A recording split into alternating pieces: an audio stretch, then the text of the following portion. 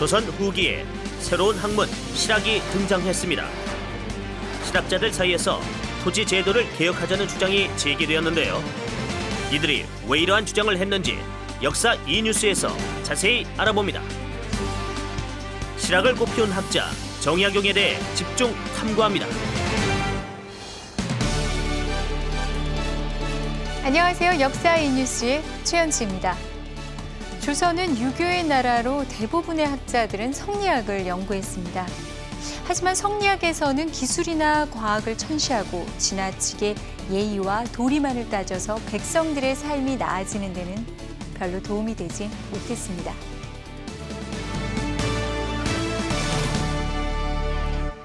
이러한 가운데 새로운 학문 실학이 등장하게 되는데요. 실학자들은 기본적으로는 성리학을 공부했지만 백성들에게 도움이 되는 학문도 폭넓게 연구하기 시작합니다. 그럼 실학이 어떠한 학문인지 자세히 알아보도록 하겠습니다. 조선 후기에는 대부분의 땅을 일부 지주가 소유하고 있어서 대다수 백성들은 남의 땅을 빌려서 농사를 지어야 했습니다. 더욱이 모내기와 같은 농업기술의 발달로 한 사람이 농사를 지을 수 있는 면적이 늘어나자 일부 백성들은 땅을 빌리는 것조차 어려워졌습니다. 게다가 탐관 오리들이 세금을 정해진 것보다 더 많이 부과하는 등 횡포를 부려 백성들의 삶은 더욱 힘들어졌는데요. 그럼에도 불구하고 조정의 신하들은 붕당을 만들어 대립하고 학자들은 실생활과 동떨어진 이론과 예법을 둘러싸고 논쟁을 벌이기 일쑤였습니다. 이러한 가운데 백성들의 어려움을 해결하는 데 실질적으로 도움이 되는 학문을 하자는 주장이 나오기 시작하는데요. 그것이 바로 실학입니다. 실학의 실자는 실사구시라는 말에서 나왔는데요. 실사구시는 실질적인 일에서 옳음을 구한다란 뜻으로 실생활에 실질적으로 필요한 것을 연구하는 실용적인 학문을 뜻하기도 합니다. 당시 조선에는 다양한 서양 문물이 들어와 있었는데 실생활에 도움을 주는 자명종이나 천리경 같은 서양 문물은 실학의 발생에 많은 영향을 주었습니다. 실학자들은 사물을 하나의 학문의 대상으로 삼아 세심히 관찰했으며 이 과정에서 터득한 원리로 실생활을 편리하게 하고자 했는데요. 자신의 관심 분야에 따라 다양한 학문을 연구했습니다. 정약전의 경우 우리나라의 물고기와 바다 생물들을 연구해 자산 어보를 지필, 어민들에게 도움을 주고자 했고요. 또 이중화는 택리지라는 책을 썼는데요. 이 책은 단순한 지리책이 아니라 우리 국토 곳곳을 누비며 보고 들은 것을 토대로 각 지방의 자연 환경, 경제 활동, 풍속, 인심 등을 기록하여 백성들에게 필요한 실질적인 정보를 주고자 노력했습니다. 실학자들 중에는 국가적으로 가장 중요한 산업인 농업의 문제점을 개혁해야 백성들의 삶이 나아진다고 생각하는 학자들이 있었는데요. 농업을 중시했기 때문에 이들을 중농학파라고 부릅니다. 유영원, 이익, 정약용과 같은 학자들이 이에 속하는데요. 이들이 어떤 주장을 했는지 지금부터 알아보겠습니다. 중농학파 실학자들은 농사를 짓는 백성들이 정작 자기 땅을 갖고 있지 못한 것이 모든 사회 문제의 원인이라고 생각했습니다. 부자의 토지는 거대한 규모로 늘어가고 가난한 자는 송곳 하나 꽂을 땅이 없다. 부자는 더욱 부자가 되고 가난한 자는 더욱 가난해지고 있다. 그래서 이들은 농사를 짓는 백성들에게 토지를 나눠줘야만 문제가 해결될 수 있다며 토지 개혁을 주장했습니다. 유형원은 그가 쓴 책 반개수록에서 새로운 토지 제도를 주장했는데 그 내용은 이렇습니다. 모든 토지를 나라의 땅으로 한 다음에 그 땅을 관리와 선비, 농민 등 신분에 따라 균등하게 재분배해야 한다. 유형원이 주장한 토지 제도를 균등하게 나눠준다 해서 균전제라고 합니다. 이익도 농민들에게 대대로 농사지을 수 있는 토지를 지급하자고 했는데 이렇게 지급받은 토지는 사거나 팔지를 못하게 함으로써 최소한의 토지는 갖고 있도록 하자는 것이었습니다. 토지 매매의 제한을 주장했기에 이익이 주장한 토지 제도를 한전제라고 합니다. 그 뒤를 이은 정약용은 토지를 개개인이 소유할 수 없도록 해야 한다. 마을 단위로 공동 농장을 만들어 백성들이 함께 농사를 짓고 그곳에서 얻은 수확물은 일한 만큼 나누어 갖도록 해야 한다. 라고 주장했는데요. 마을 단위로 토지를 소유할 것을 주장했기 때문에 정약용이 주장한 토지 제도는 마을 여자를 써 여전제라고 합니다. 이렇듯 중농학파 실학자들이 주장한 토지 개혁에 대한 방법은 각각 달랐지만 대부분 농촌에 살면서 백성들이 겪는 어려움을 직접 체험하며 백성들의 편에 선 개혁을 주장하고자 했습니다.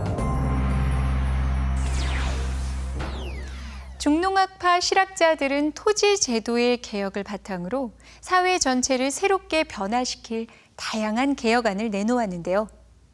특히 정약용은 당시로서는 상상하기 어려운 신분제의 폐지를 주장하기도 했습니다. 흔히 정약용을 실학의 꽃이라고 부르는데요. 그가 여러 분야에서 학문적 결실을 얻고 또한 실학을 집대성했기 때문입니다. 그럼 실학자 정약용은 어떤 인물인지 좀 더 알아보도록 하겠습니다. 정약용은 1762년 지금의 경기도 남양주에 있는 마제에서 태어났는데요. 어릴 적부터 매우 영특했습니다. 4살 때 천자문을 떼고 7살 때 한시를 썼는데요. 앞에 작은 산이 뒤에 큰 산을 가리네. 이는 멀고 가까움이 달라서라네. 10살 이전에 쓴 시를 모아 산미집이란 시집을 냈습니다. 산미집의 산미는 세 개의 눈썹이란 뜻인데요. 어릴 적 천연두를 앓은 정약용은 오른쪽 눈썹에 자국이 남아 눈썹이 3개로 보였다고 합니다. 정약용은 28세에 과거에 합격해 본격적으로 벼슬길에 오르면서 정조의 총애를 받게 됩니다. 33살 때는 정조의 명으로 암행어사가 되어 백성들에게서 재물을 빼앗은 탐관오리를 벌하고 향교를 빼앗아 자기 집안의 묘지로 쓰는 경기도 관찰사 소용보의 죄를 밝혀내기도 했죠. 정약용은 정조의 명에 따라 수원 화성의 설계를 맡았으며 정조가 화성을 행차할 때 한강을 건널 수 있는 배다리를 만들었습니다. 또한 중국의 기기도설이란 책을 보고 거중기를 만들어 화성 건설 기간을 크게 단축시키기도 했습니다. 이렇게 정약용은 백성들을 편하게 해주는 과학기술에도 관심이 많았는데요. 승승장구하던 정약용은 1801년 천주교 박해 사건에 연루되어 결국 전라도 강진으로 유배를 떠나게 됩니다. 이는 정약용이 실학을 꽃피울 수 있는 중요한 계기가 되는데요. 정약용은 유배지인 강진에 차가 많이 난다 해 자신의 호를 다산이라 짓고 공부방을 지어 다산초당이라 하였습니다. 그는 유배지에서 백성들의 어려움을 몸소 체험하며 학문에 전념했습니다. 18년간의 유배 생활을 마친 후 고향으로 돌아오는데요. 귀향에서 돌아오던 시기를 전후해 목민심서, 경세유표와 같은 명절을 저술합니다. 마을 사람들이 이장을 추대하듯이 전좌도 여러 사람이 추대하지 않으면 될 수 없는 것이다. 그러므로 나라가 잘못되면 그를 주대하는 사람들이 의논하여 전자도 바꿀 수 있는 것이다. 정약용은 경세 유표에서 백성의 권리를 최대한 보장해야 하며 아랫사람이 통치자를 추대해야 한다고 주장했습니다. 그의 주장은 오늘날의 민주주의보다도 더 이상적인 정치 사상으로 시대를 뛰어넘는 주장이었습니다. 올바른 수령의 태도에 대해 저술한 목민심서에는 자신이 경험한 관리들의 악행이 자세하게 쓰여 있는데요. 당시 관리들은 세금을 줄여주겠다며 백성들에게 뇌물을 요구하기도 했습니다.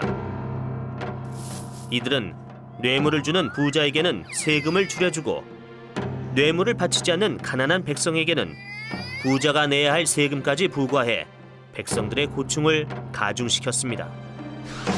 해서 정약용은 목민심서에서 수령이 탐욕에 빠져서는 안 되고 백성을 적극적으로 보호해야 한다고 주장했습니다. 목민심서, 경세유표와 함께 형벌의 개선책을 제시한 흠흠신서는 정약용의 3대 저술로 손꼽히는데요. 정약용은 그 외에도 백성들의 생활에 도움이 되는 많은 책들을 저술했습니다. 정약용은 1836년 74세의 나이로 고향인 마제에서 생을 마감하게 됩니다. 유배지에서 백성들의 힘겨운 삶을 목격한 그는 평생토록 백성의 삶을 개선하는 실용적 학문 연구에 매진했는데요. 그리하여 조선을 대표하는 실학자로 그의 이름을 남겼습니다.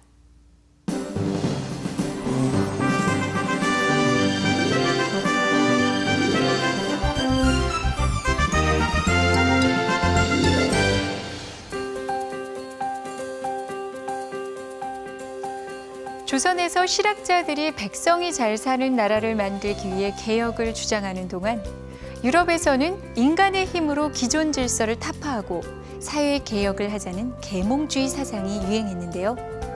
오늘 나라방 뉴스에서는 계몽주의 사상가 루소에 대해 알아보도록 하겠습니다. 18세기 유럽은 왕이 국가의 모든 권력을 장악하고 절대적인 권력을 행사하는 절대왕정 시기였는데요. 프랑스의 계몽사상가 루소는 인간은 자유로운 존재인데 지금은 사슬에 묶여 있다며 자연으로 돌아가라. 즉 인간이 자연 상태의 자유로움을 되찾아야 한다고 주장했습니다. 그의 책 에밀에서도 아이들은 아직 순수한 자연성을 잃지 않았다며 올바른 교육이 중요하다고 강조했습니다. 그는 주입식 교육을 반대하고 신체놀이나 인성교육을 강조했는데요. 이러한 교육법은 당시 사람들에게 큰 반향을 불러일으켰고 이후 현대 교육학에 큰 영향을 주게 됩니다. 또한 그는 사회계약론이란 책을 통해 인간은 모두 평등하다고 주장하고 신분제도를 비판했습니다. 그리고 인간의 자유로움을 억압하는 봉건적 지배질서를 공격하고 시민의 자유를 강조했습니다. 루소의 저서는 당시 사회 질서를 혼란하게 하고 기독교의 가르침을 파괴한다는 이유로 금서 처분을 받았는데요.